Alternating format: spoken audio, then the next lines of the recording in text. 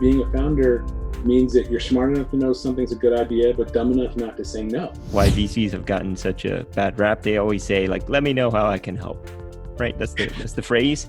And then when you're like, yo, I'm in trouble, I need help, they don't show up. On the back end of this, a lot of businesses are going to close, but that means that person's now closer to doing the business that is going to work.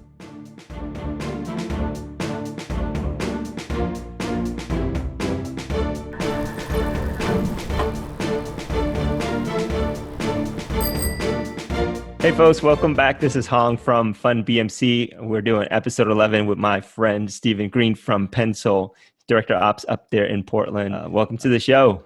Thank you for having me, sir. Happy to be part of it. Yeah, so this has been a while. Last time I was up there, we had coffee. We can talk about that. You tweeted e-bike life. We can talk about that. I want to give the people a little bit of background, or as I said, the highlights of your illustrious career. Currently Director of Operations at Pencil Academy, creator of Pitch Black, huge mentor Backstage Capital, right? Which we had Arlen on episode 9. So pretty famous TED Talk, I would say. We can touch on that. I don't know about the views. I like the idea, though. The idea of cheating. We'll talk about why cheating is. You kind of take that word and you twist it around. But your background's in banking and venture and helping people get companies started and get funding, which is really important, right? Up in Portland, you're kind of the nexus of the ecosystem there. So one of the connectors, I would say the key connectors in that community. So we can talk about all of these things. And given that this is one of our new episodes in the COVID-19 period, how do companies kind of get through this? How do communities, help each other? All the things that you've been doing in your whole career. So let's get into it. Let's do it.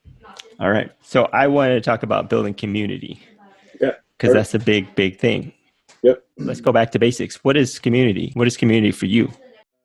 Community to me is really having a focus on service and showing up for other people. And the reason why I say showing up and not fixing or solving or having the right answer or it being pretty, all you got to do is show up. Like my life, working in finance, working with founders over the last 20 plus years has taught me like showing up is 80% of this work because so many people just don't do that. And I learned that from my parents. Both my parents were entrepreneurs. We lived in Portland in the 70s and 80s, right? And the only other place I've lived is Detroit, Michigan. So absolute opposites of the spectrum, which my dad wanted us to be, I'm the youngest of 5 boys, navigate anywhere in the country. And being the other in most cases, in all the places that I've been, I've gotten really good at observing things and reading people and reading groups. And what that means is I can be thrown into any situation and read how people are seeing me in that environment. But I also have come to innately understand that we are created to be around other people, right? So like community is what human beings do. Even if you are an absolute introvert, especially in COVID, like even my introvert friends are like, damn, I need to see somebody walking by or something. And so, one of the things that sticks out being a kid was there was a group of hikers that were stuck on Mount Hood, which is the biggest mountain outside of Portland. And they were lost up on the mountain. And I remember being home from school and my dad coming home from work, and I was in 3rd grade, and my dad walked in and he immediately went and grabbed a big duffel bag and started putting clothes in it. And I was like, well, what are you doing? And he's like, I'm going to the mountain. And I was like, well, I mean, what, you work at Intel, like what the hell are you going to do going to the mountain? Why are you doing that? And this is all he said was, in order for people to be found, someone's got to be looking for them. Wow. And so I'm gonna show up. And you were 3 or you were in 3rd grade? I was in 3rd grade. That's a lesson, man. That was it. Like, you just show up and then we'll figure everything else out. But it starts with showing up. Yeah. And, that really stuck with me. That's really resonated as I started my entrepreneurial journey in college and stuff. And like, everyone loves to plan for perfect. And, now's not the right time. The market's not right. This competitor, I don't have enough money, blah, blah, blah, blah. But at the end of the day, if we can help people just show up, man, it's almost downhill from there, because that's really the biggest hurdle. Right. Yeah, I think that's actually, that's a great lesson to learn when you're a kid. You remember that the rest of your life. The other thing is, I think why VCs have gotten such a bad rap, and deservedly so, is they always say like, "Let me know how I can help." Right? That's the phrase. And then when you're like, "Yo, I'm in trouble. I need help," they don't show up. Oh, Right? well, they're not supposed to show up. Like, Why not? But that's what here's they the thing. said. As someone who was a banker, right, and like an active partner for businesses, and then transitioned to the VC world, like in the VC world, I'm not beholden to businesses. I'm beholden to my limited partners, Sure. whoever invested in my fund. And if they're sitting around waiting for 10x on their money, I can't be sitting around with Hong talking about, oh, what do you need this Tuesday, Hong? Well, let's go and talk about it. And next week we'll talk about it some more. And next week let's talk about your feelings. I can't do that. Like, that's not the incentives that are built into VC. Yeah. Maybe people can't say that, but there's a very good reason for why 0.5% of companies in the United States will ever get equity. And it's a very myopic tool, right? Anyone that spends any time in the VC world realizes very quickly you say no all the time. And so if I'm a founder or someone looking to start a business and I go to Fast Company or I go to Inc., I read about people who are raising money, right? Whether they're saying it or not, I link in my mind, my idea is good. I'm a legit founder if I raise money, right? And so, any early stage investor, they sit and talk with all these founders who are raising money, but they have no idea really why they're raising money other than the mythology and legitimization that they're looking for in someone saying yes to them. And no one takes the time to go and say, look, 99.5% of companies never raise a dime. And the only investor they worry about are customers. Yeah. Don't spend all this time chasing after me, who crunches numbers on a spreadsheet. I don't know anything about your industry or the problem you're trying to solve. Right. Customers do. And if you go find some customers, well, guess what? I might show up and then invest. But because of what founders are reading on the internet and in magazines and stuff, they think their legitimacy lies in them raising money. That's just not how business works. And so what would it look like to lift up, what if Fast Company just did a bootstrapping magazine and all they talked about was companies that never raised a dime, never got a loan, and just said, we are solely focused on our customers. And that's all we do is iterate and provide greatness to them and do that better and cheaper over time. That's it. Because that's what normal businesses do. Right. Yeah, for sure. Especially with tech media, TechCrunch, Wired, like they only write about us, well, they wrote about us for other things, but like usually it's around fundraising. Those are kind of the milestones that are reportable. But do you see a difference in your mind between like startup versus a small business? I think vocabulary plays a very big part in business and founders seeing themselves being part of certain groups. And so what I've seen is if I say startup to a group of 10 founders, some of the founders will self-select and be like, that's me. And then other ones will be like, nope, I don't got a startup. I don't do that. But there's no difference between the way someone at its core comes at building a coffee shop than someone looking to build a software company, right? They all revolve around customer, knowing your competition, building a moat, scaling, what are your profits, your team, all those core things are there. The thing that's missing is really the perspective around growth. And this is a common thing that I see in a lot of underestimated founders is they go and say, well, I'm going to kill it with this coffee shop. And when they start killing it with that one coffee shop, then they're like, all right, I'm good. And it's because no one's ever come along and said, well, that's great that you're killing it with the one coffee shop, but what about customers in New York or Illinois or on the west side of town? Maybe they'd like your product. That reminds me of a funny story. It's early on, like, a long time ago when I was investing, I had the opportunity to actually invest in a coffee shop, the local coffee shop, the small coffee shop. And I said, sure, send me over the papers. I'm a customer. Obviously, I like the product that you're selling. I don't know if I can say this now. I mean, I won't say which company it is. You probably know what I'm talking about. But on a seed deal, first money in, they were saying it's $20 million. Woo! Seed, which I mean, anyone that knows anything about investing, that you're dead in the water. Like, Yeah. I leave the conversation right when you said $20 million Right. deal. So like, I didn't even ask my wife. Our money is like nothing in that deal. So, but I see the guy every once in a while. I'm like, wow, it's great. You're expanding. I think now they're up to like 20 something locations across the country, doing really well, considered part of this third wave coffee. But yeah, I couldn't do that deal. Like, it didn't make sense. No. And I always tell founders what they need to hear, not maybe what they want to hear. Oftentimes where that goes when we start talking about investing is I go and like be very, very real with them about expectations from an investor standpoint. Yeah. So if I'm giving you $1, I want $5 to $10 back in 3 to 5 years. Right. What are the ways that you can do that for? You can sell, which you said you don't want to sell. You can IPO, and let's be honest, you're probably not going to IPO.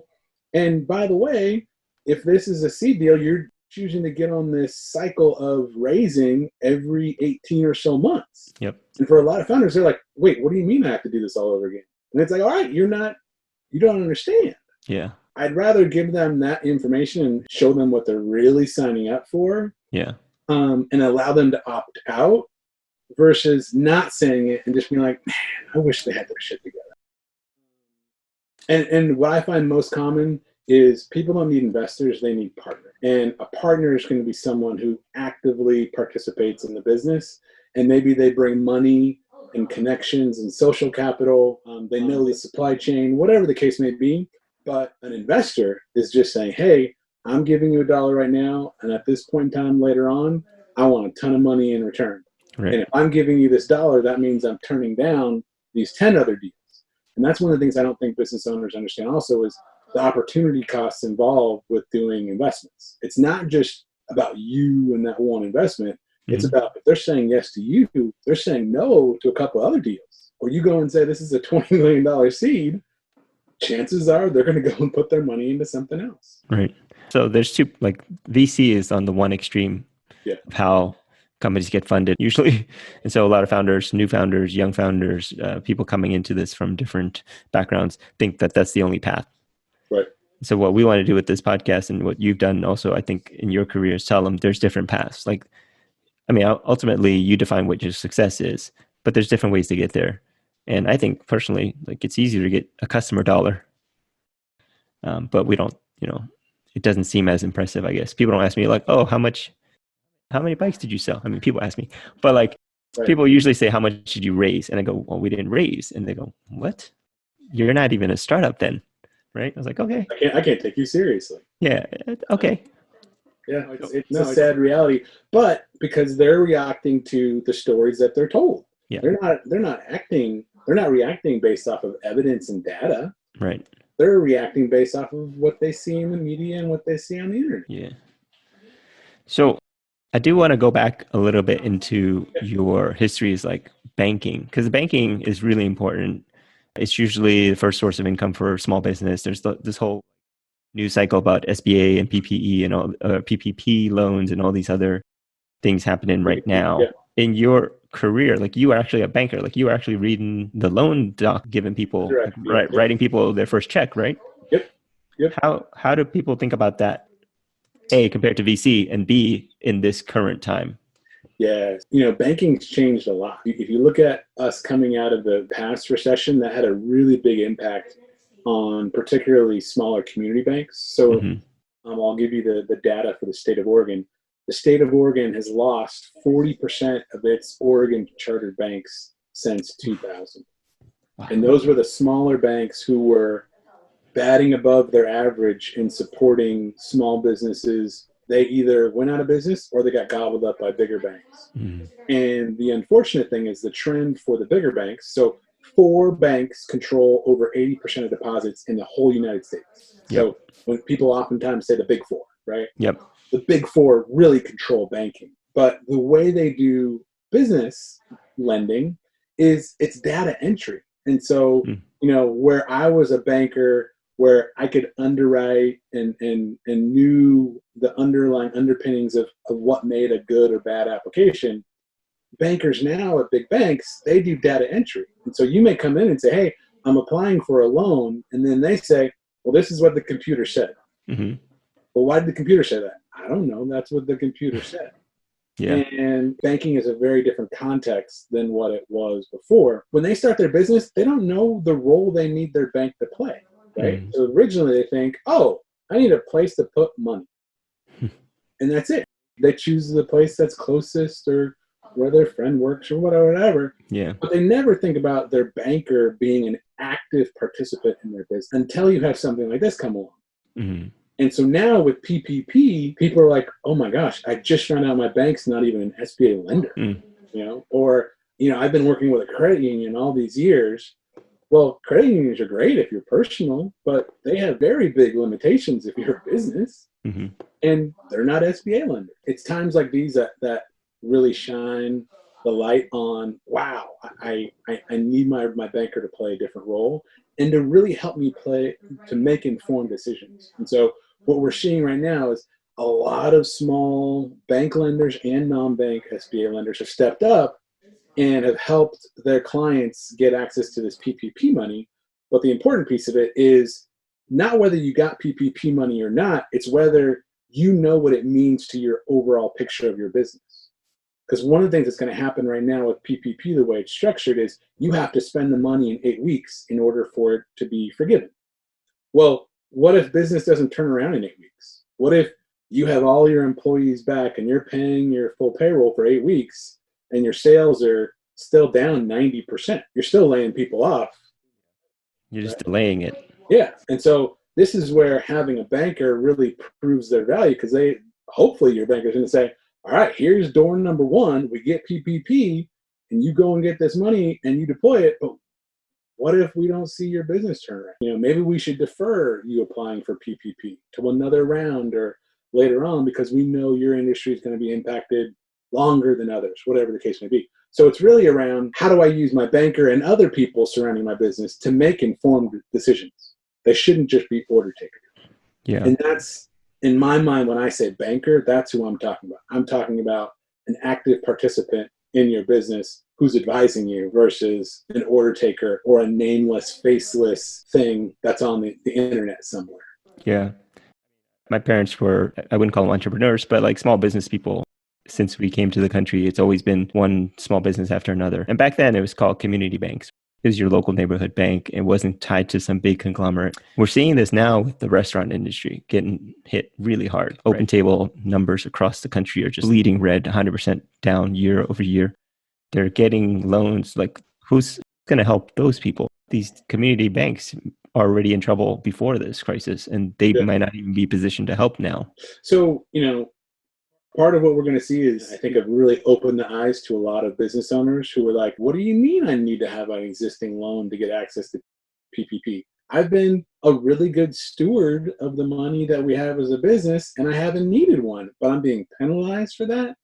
And so businesses are leaving Wells and B of A left and right. A lot of those smaller banks are now more than happy to take on those businesses. But it starts with the epiphany for the founder, right? The market is always going to follow what the expectations are of the founder. And if the founders until now have only expected that I put money in and it's there when I need it, then you're kind of going to get what you get. But after going through something like this, a lot of people are going to be looking side-eyed at the big banks and saying, I need you to do more than that for my business, because I need you to play those different roles. And so we're hopefully going to see all the banks raise their game for business owners, because now the business owners are going to be like, hey, I've got this relationship with this other smaller bank who did my PPP deal, and my wounds are still fresh of you telling me F you when I've been with you 30 years. But I just don't think business owners really knew that they needed to have a banker until a time like this. I didn't know. And our bank is, for my business, my startup, it's a very like Valley-centric bank. So their whole thing is like, when you raise your money, we'll hold on to it. And then if you never raise money, they keep going, hey, why do you have an account here? It's not dripping in cash. So, but they have sent out notices about the PPP, and they're trying to be as helpful as possible. But these are like very online focused banks. Going back to like what you said about showing up, supporting people, I have here on my notes, writing that first check. And I think that's important for the founders. But can you speak about it from your point of view as a lender or as a funder, when you write that first check, what does that mean? The biggest deal that I've ever done from my perspective was a deal that was $20,000, right? And I've done multi-$10 million deals, but when you're doing a $16 million deal, it's you, 4 or 5 lawyers in the room, and it's like the 18th time that founder is getting money, right? Yeah. But to be there when someone gets their first yes, if it's $2 or $20,000, it doesn't matter. That's a game changer. I was crying like a baby. And it was so great to be part of that moment. And I think it reminds me that the point of this is not about the success at the end. It's about being part of the journey. I think the opportunities to create lifelong lasting relationships with founders is about helping them when they need help, as opposed to being there when they're in Inc. or Fast Company, right? Mm-hmm. Like everybody shows up once, quote unquote, success happens, right? Right. But where were you when I was in my garage and nobody wanted to give me anything? Where were your insights then? Where were your attaboys then? And I've been lucky enough to be part of those situations. And sometimes it's not even money. And I think that's, 70% of companies in the United States never get a loan or investment, right? So the norm is you never see money from a bank. I think there's nothing more kind of game changing than to have that moment in time where someone you don't even know from Paul gives you their hard-earned money. They just saw value in an idea that you had. Like that gives me goosebumps just talking about it. Even if they're not a founder forever, I think everyone deserves that moment in time where someone says, I appreciate your idea and I'm willing to give my hard-earned money for your idea. Yeah, I think actually it's more valuable than some of the VCs, because you think about the VC, it's their job to write that check, right? They have to deploy the capital. Have LPs that said, I gave you money. You need to deploy this money. Yeah. The thing you said before was whether it's $2 or $20,000, it's the same feeling. And I think back about my parents, because when they start the business, they used to do this thing. I don't know if people still do it. Maybe it's like an old school, like small business thing, or maybe it's like a Asian immigrant thing. The dollar or something like that. Yes, that's the shit right there. They put the dollar up. This store, this is the first dollar. That's the first customer, and that's not, obviously a dollar is not worth anything monetarily, but like the metaphysical value of that dollar hanging on that wall. Oh yeah, that's a small business thing, man. I bet your parents wouldn't trade that dollar for another dollar. You'd have to give them a lot more money than a dollar for that dollar. They still have that dollar because that business put all of us through college, and we're all doing pretty well. I still have my first check. I mean, it's a physical check because it's like those checks are meaningful. Those people believed in us. They put money before we had anything, before we had product. It was kind of even before we had the big vision for the company. And that check is way more valuable than any subsequent checks that we could potentially get, right? So I think that's important. Yeah, I want to talk about like your work with Pencil. I think it's a really interesting business, and like you were doing community building up in Portland before that, and you made the switch here like maybe like a year ago, 2 years ago. Tell me about that job and what that company is about. So for Pencil, we're the world's only footwear design school, and so it was founded by the former head of Jordan Brand Footwear, Dwayne Edwards. And, after 10 years at Nike and 30 years in the industry, Dwayne, he came to this epiphany that we're always the one wearing the sneakers and buying the sneakers, but we're not the ones designing them. And Dwayne grew it to the point where he had some investors that were interested in deploying money. And I think every business owner, the most critical time is not necessarily starting the business, but it's that point in time where you realize, oh shit, this is maybe growing beyond my natural abilities, and I need to bring in help if we're going to get to that next level. But he decided and said, hey, I love teaching. I have the relationships and credibility in the industry. I don't want to work on the business stuff. Steven, you work on the business stuff. And so I do the boring spreadsheets, costing, operation stuff that, Fast Company will never write about. But it allows us to scale and work with more partners and figure out things that are good options and not good options, and be able to bring in great talent that we already have on the team. And so it's my dream job. I'm a sneakerhead. I grew up a mile away from Nike's campus. I get to do spreadsheets and work on cool stuff around shoes and be around. Fast Company calls him one of the most creative people in the world. The critical pieces for our class and And what we think makes for success is that the cradle of the sneaker industry is Portland. Yeah. So if you want to be legit and be a baller in the sneaker industry, at some point in time, you have to come to Portland. Yeah. Right? So we've got Under Armour there, we've got Nike, we've got Adidas there. Instead of, someone doing something online and never really building that social capital, which is needed to be successful in the industry, that's a key piece of what we do. And so we do a couple of small classes outside of Portland, but the core of everything that we do is really based around working in Portland and helping those students build that social capital and navigate that world, right? Yeah. So whether that means a young African-American woman from Brooklyn, New York, who hasn't been out of New York before, or a man in his 30s where English is a second language and he's coming over from Singapore or China. They all understand that, okay, I'm going to the cradle of this, and this is an investment I need to make, and it's going to pay dividends if I really want to be in this industry. They say talent is everywhere, right? But in this case, sneakerheads are everywhere. There is. Opportunity is not. And so what we try and do is make opportunity available to more folks. Yeah. I remember I had a car company 10 years ago, and the designer that did the design for us was in Romania. Wow. And he was super talented, fresh out of art school, trying to get a job in Milan because that's the kind of the design center of Italian automotive. All the supercars and stuff in Fiat is there. But ultimately, I think he wanted to get to LA because LA is where you go to school for car design. If you don't go to school in LA, don't have a shot at all ever getting into the car industry. And those jobs are even, or maybe just as rare as a shoe designer, right? We've got a great example of, our shared friend Ian, who owns a coffee shop. His dream was to work at Nike. And his in was being a janitor for 4.5 years at Nike before he got a shot at working on campus. Right. That's the hustle. And it's fascinating meeting a lot of younger folks now where they think success comes a lot quicker, right? Give me 6 months, give me 3 months, and I'll do it. And the sad reality is sometimes showing up means showing up for 4 years.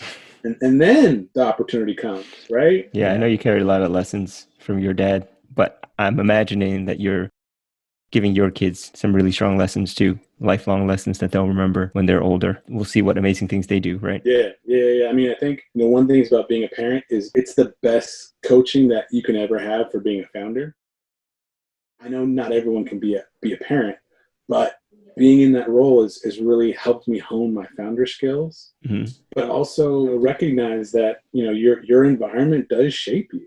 And so being a parent isn't about being perfect, but it too is also about showing up and being consistent and saying sorry. I'm shocked how many times I messed up as a parent, right? Cool. I got more questions, really tactical stuff if you want to get into kind of banking and things like that. I think the broader message is everybody's impacted by this. So we all have to find a way to get through it. And then we're saying maybe take an opportunity to really examine the relationships that are in your life, who's actually supporting you, who's there for you.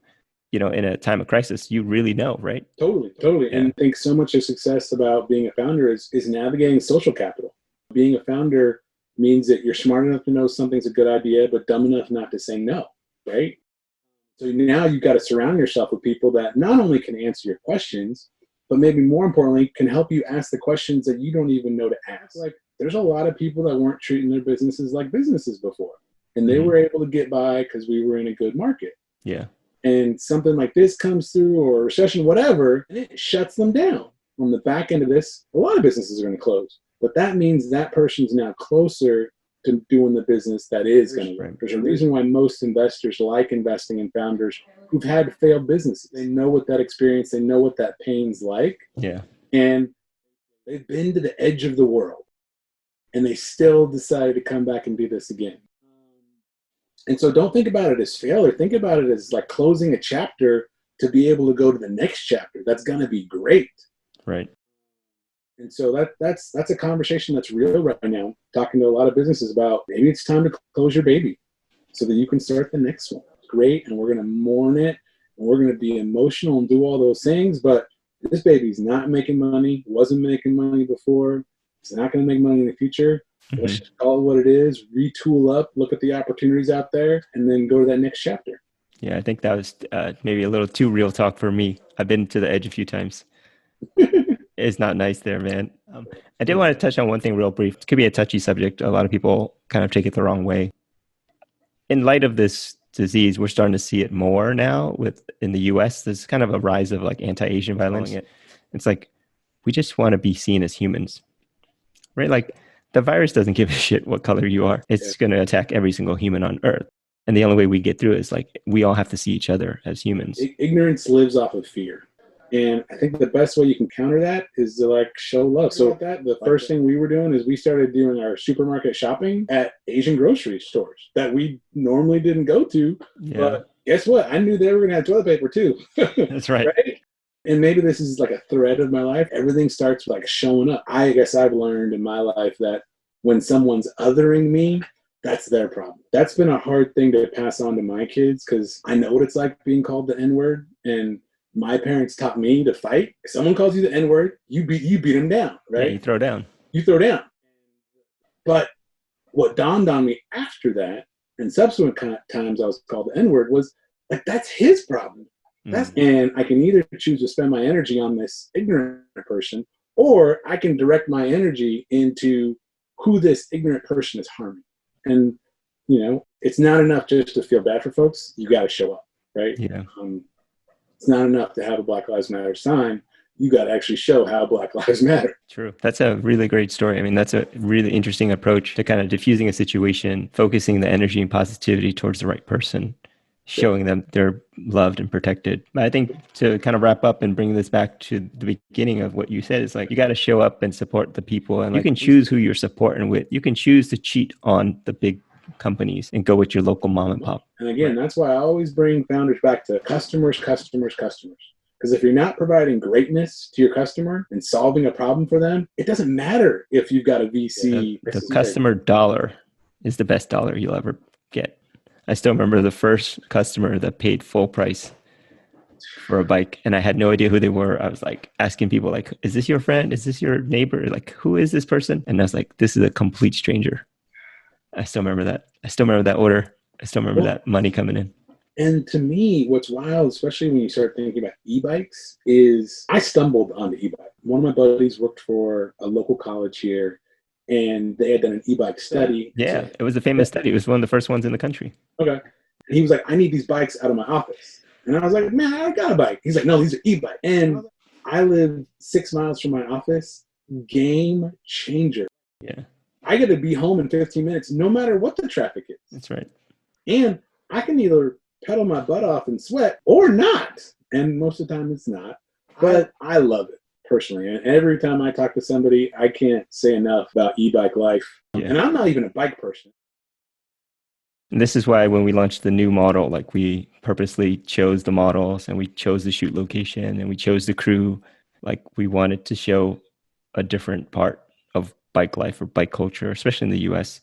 And again, this is not meant to be an infomercial for Karmic, but I'm glad you are riding our product. And I appreciate you taking the time to chat with us today. I think this is hopefully going to be helpful to people either already in business, trying to make it through this period, or thinking about starting, or, you know, like, I got laid off and the next day, you know, I'm obviously in a lucky position to be able to do this, but the next day I started my company. The day after I got laid off is when I started my last startup. And that's the one I sold back in like 2010 or something like that. So you can make something out of nothing. And you don't have to do it by yourself. I mean, I think that's the great thing is, like, DM me, tweet me, whatever. Like, you have a whole realm of people around your city, your neighborhood that want to see you be successful. Yeah. And it blows my mind to see so many founders think, well, I got to do this on my own. No one does anything on their own, first and foremost, right? No one does anything by themselves. There's someone removing a barrier, making a call, something for you, right? True. All right. Well, give people your info. Let's get them in touch with you. Obviously, you're already the man in Portland, but hopefully this is going to a nationwide audience. Yes. Anybody, the best way to get a hold of me is on Twitter, PDX Stephen G, and that's STEPHENG. DM me, follow me on Twitter. Happy to help you any way that I can.